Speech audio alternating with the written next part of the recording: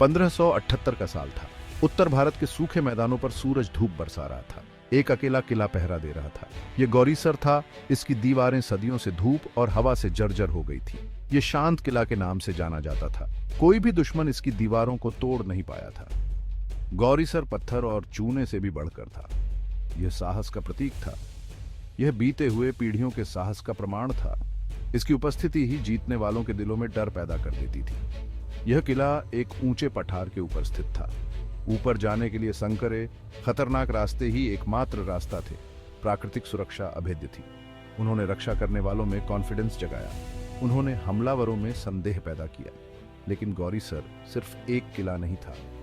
यह एक ऐसी जगह थी जहां हीरोज को तराशा जाता था। और 1578 में यह एक ऐसी लड़ाई का मंच बनेगा जो इतिहास में गूंजती रहेगी। कमांडर डुप्लेक्स कम बोलने वाले लेकिन असीम साहसी इंसान थे। बाज की तरह उनकी नजर भी बहुत तेज थी। कुछ भी उनकी नजरों से बच नहीं सकता था। अनुभव ने उनके चेहरे पर रेखाएं उकेर दी थीं।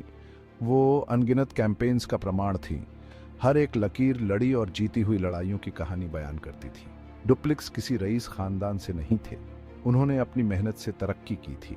उनके साहस और युद्ध कौशल ने उन्हें अपने आदमियों का सम्मान दिलाया था। वो उनके पीछे नर्क में भी चलने को तैयार थे। वो अपने आदमियों को जानते थे।